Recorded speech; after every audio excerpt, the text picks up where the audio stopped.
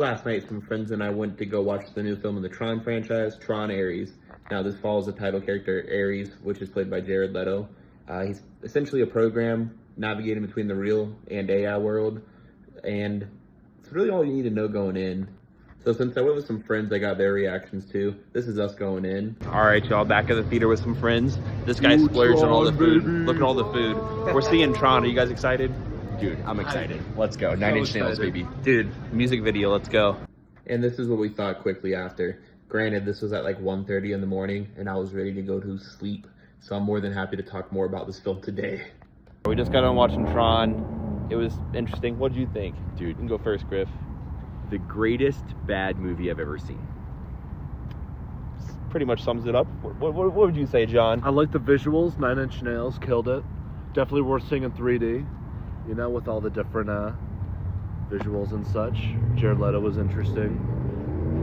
Jared Leto was interesting. There was a scene where I thought Jared Leto was going to go with Morbin time because he transformed a little bit, and I was waiting for it. Didn't happen. Looked really cool. Sounded really cool. Now, piggybacking off of what we were saying last night a little bit, this movie really has two huge selling points. Dude, the soundtrack by 9-inch Nails is insane. It sounded so good and loud in a theater, and it looked really awesome. We saw it in IMAX 3D. I'm not a huge fan of 3D movies, but honestly, pretty sick. Now, on the more negative side of things, the story here was just not it whatsoever. I found myself not super engaged with the story or any of the characters, and it's just kind of sad because with the great soundtrack and the visuals, if they just had a decent story, this movie would be 10 times better. And they put so much money into it, you think they would have a good story. It was just really derivative, really basic, and I've seen the AI stuff so many times this year, I kind of just was not engaged whatsoever. And Jared Leto's character, Ares, on paper, has a pretty, emotional journey throughout this, but I really just, did not care unless he was battling someone or racing on a bike. Just could care less, really, other than that. And I could not stand Evan Peters in this. I guess that's kind of the point because he was, the antagonist, but man-child energy, could not care less about his character. Very annoying on screen, honestly.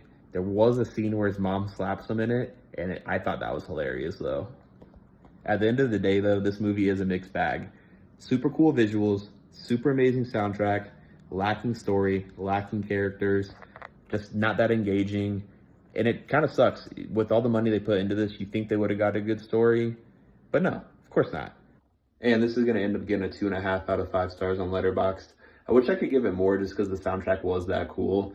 But unfortunately, it's not just a music review, you know? I'll probably end up writing some words about it on there too, just haven't done that yet.